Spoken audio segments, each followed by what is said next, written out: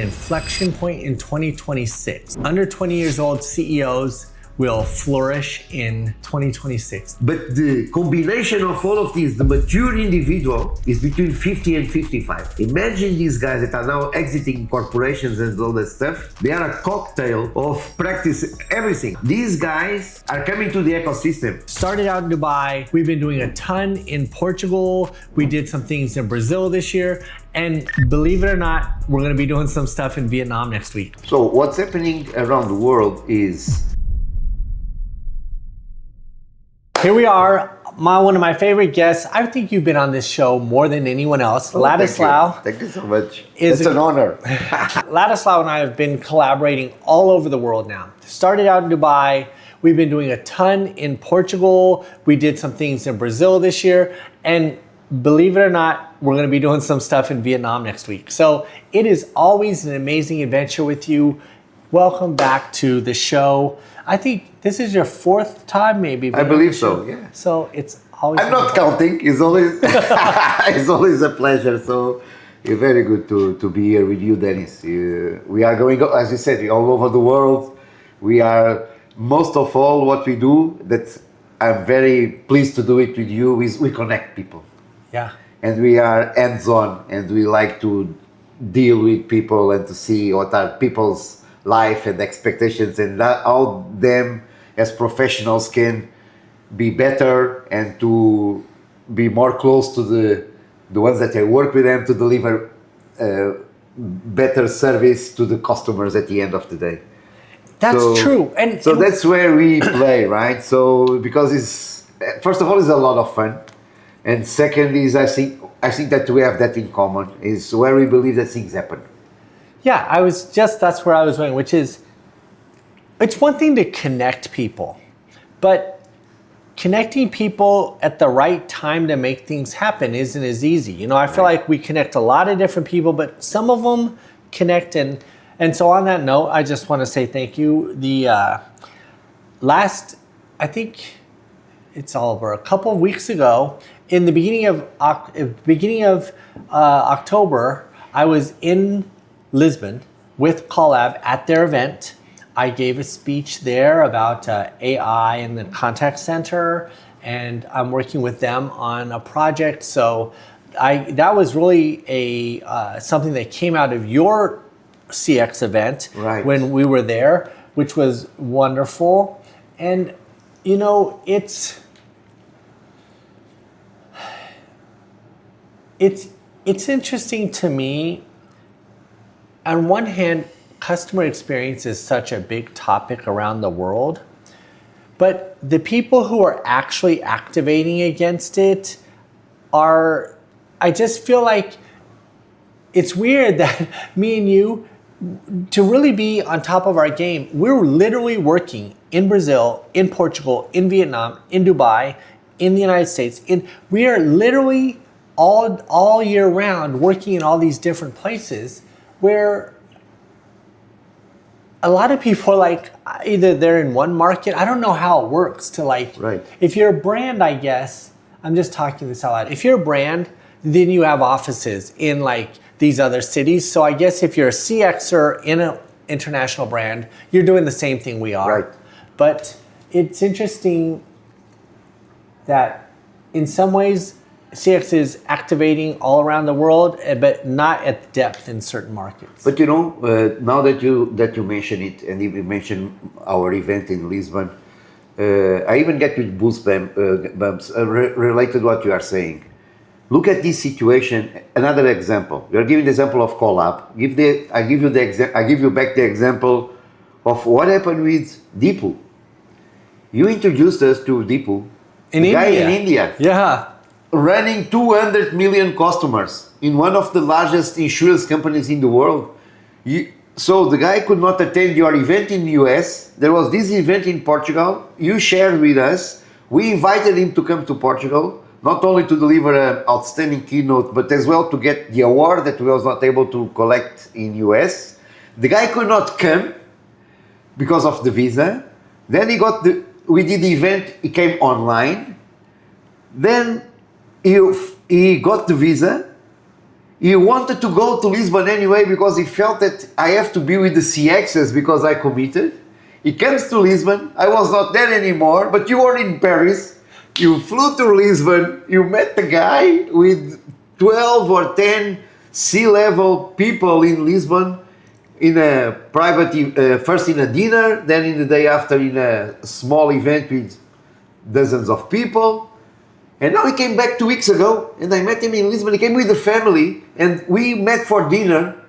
All these people that they were first in the event, then in the second, though they were talking about that they are doing business and talking about their lives, and I was just sitting and saying, wow, look at this. This is the CX community. This is like, this is so crazy. So, yeah, I jumped on a plane from Paris to Lisbon for that event and lost my luggage. So I lost my luggage, and then I had to leave there, I think, and go to I think I left there and I went to either South Africa or Korea, but my luggage was following me. I think you were going back to Korea. Yeah. So my luggage was trying to catch up with me. Each city I was like telling the airlines, nope, next city. But yes, the CX community, you're right. It's a great community worldwide. And I think you bring us to a really good point in the connection of people, which is, I was just sharing with the videographer before this that in every city that I go to, there's a warm reception from CXers who are like, hey, welcome to our city. Right. So it is a good community. So you and I are going to be working on a little something in Vietnam. What else is happening for you around the world? So what's happening around the world is we are driving these days. What we see that is happening is very related with AI and CX. Oh yeah. So everybody speaks AI everywhere you go. There is no event, nothing, any talk. You turn on the radio, AI. Everything now is AI, and we were very trying to understand how this impact our lives as CXers. So that's what I'm trying to drive now as well, some awareness of how this AI and CX world combine and how you can use it in a responsible way. So it's changing our lives, but as rules, as commitments, as a human nature behind it. So we need to protect the ecosystem itself. So that's what I think that is going on around the world. Another thing then is that we are also seeing that is going very fast, is came after the pandemic and then became very crazy all over the world, is related with the patient experience. So people how they deal with healthcare. Healthcare is very regulated. There is a lot of regulation, the machines, everything, all the clinical stuff, the support of people. But the experience was too much left behind. For example, one of your family members goes to a hospital and stays there for a surgery. You are going with them, and sometimes we don't even get a pajama, or you sleep in the sofa or in a chair. You should take care of people that are coming with the patients, and you go to a outpatient appointment. Everything is looking at the patient, and the hospitals have this idea of the patient. They don't have to wait; they have to go and get very fast the services. But the guy that goes with him stays in a very small room, waiting for 2 hours maybe, with no Wi-Fi, with no water, with nothing, and it's the guy that is going to post and say this hospital is very bad. So maybe they have a very good service or support for the patients, but patients, they are part of a family, part of a community that also is part of the experience. So we see this all moving very fast now, the patient experience. Even here in Dubai next week will be an event about patient experience in Abu Dhabi. The institute, our institute, 1 month from now, will be launching a standard about patient experience. So this is something that is also coming. But I love that you're launching a standard on the patient experience but Dubai is next level, bro. I went to the movies yesterday, and there was a trailer for a service. I don't know if you've heard of it.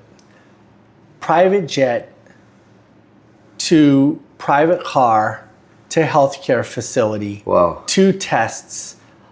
All the doctors, confidentiality, VIP, back to car service, back to private jet, out.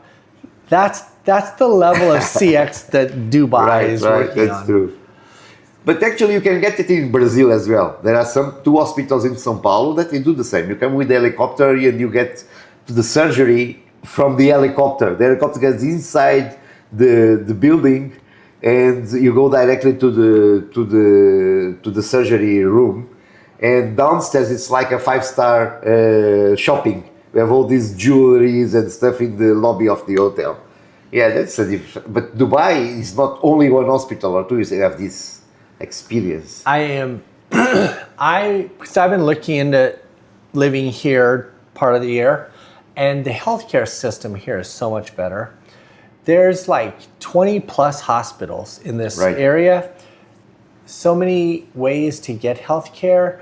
And do you know that if I can get like like one of these, a visa or something where I can get healthcare here, it's so much better than anything in the United States. Yeah, I have my own investor's visa, and I have an insurance that is amazing. Yeah, you gotta help me figure that out. And so the patient experience, the Institute, you're launching the patient experience. And what do you see on the horizon? Let's not say AI, but I'd say that, and then so here's what I've been working on. You know, I've been working on this agentic system. Right. I'm on version 7 now. Wow. I've written over 1 million lines of code. Now, when I say me, I mean vibe coding using coders. Like the AI is writing the code. But I'm on version 7 now, and I've gotten this thing down to like mapping entire customer journeys in like just minutes that are like infinitely more accurate than any of the journey maps we used to do back in the day. So it's become quite a brave new world with AI. And for me, in 2026, I'm going to be all about better intelligence. Right. Like, not just artificial intelligence, but better intelligence. Like, that's why I'm here at BPG. I'm working with them on agentic CX. Right. Being able to help their clients see more clearly with more precision over the vast amounts of public data. Because so much of the data that's out there in the internet has not been considered. People are so focused on mining their own data from customers that have already done business with them, who are either at any stage of having a good or a bad experience, but they're completely biased and contained in a vacuum of CX. And that looking in the mirror at your existing customers, it's really not, in my opinion, as effective as looking out into what the world thinks of you. Right, completely agree. So that's a very good point, Dennis, by the way. That is the intelligence and the capacity to, what I think now, all of this is very exponential, and people, they felt they went from 0 to thousands in a very short term. And like you are saying, there is a lot of data, but people are lost. And when you are lost, you just try to get yourself, stick to something. And the something usually is what is around you. So it's a human reaction. So between the deep sea and you don't know how to deal with it, you take your boat and you stay as steady as possible. So that's what's happening. So people, they are trying to use the tools to understand better what they do, or with some data that they use, but they forget all the rest. And second is, I think that the next transformation is what you are doing. That is, some of the things that we buy as a service will not be needed anymore. The moment you access the data and you can create the algorithms and you can understand how to work with it, why you should buy a system that was why. Yeah. Right. Even last week I was in Lisbon with one CEO from a financial institution was calling me because some stuff is look. What you have to do is maybe instead of hiring more people for these departments, maybe you should hire 2 or 3 guys, and not even a system or a software, by 2 or 3 guys just to understand better your data and to take more value of what you already have because. And maybe you don't, at the end you will not even need to subscribe any service. That's a new challenge that I think that is coming. Yeah. So yeah, that's very interesting. Very interesting. So I think, just to wrap this up, because I always love touching base with you, I think based on our worldview, so not any one industry, let's make some predictions about 2026. Let's make some AI predictions. I predict that AI will have an inflection point in 2026 that no one is anticipating, where the first batch of elite AI users will be coming out of either late stage high school or college, and that you will see a new genre of business person that is the under 20 CEO. Okay. Under 20 years old CEOs will flourish in 2026. That's my crazy ass prediction. And yeah, because of AI. Yeah, that's what I was going to say. Because they can move faster, right? That's very interesting. And I'll predict that they'll come out of the US. And I'll say it'll be the seminal moment where, for the first time in a long time, the US starts to catch up with the experiences and the businesses around the world, because despite everybody's best stories to themselves, the US is kind of a wasteland of good businesses, and they're all out here in different countries. But these under 20 CEOs will be the first to create a new anchor of global business in the US. Yeah, that's my crazy sci-fi prediction. Okay, amazing. What crazy sci-fi prediction? Any prediction you want. To be honest, I'm so involved in all of this, and now that you're mentioning 2026, I see like, wow, it's 1 month or and a half from now. I didn't even think about it yet, so I cannot even predict. So you predicted that you'll make it to 2026. Yeah. You predicted it'll be here. You know, yeah. Well, I won't. Do you have any thoughts about the future of what's coming next, though? You don't have to make a big prediction. What do you think? How do you think things will change for people? I think that what will change for people, they will be more demanding on support from them for themselves. That's what I feel now.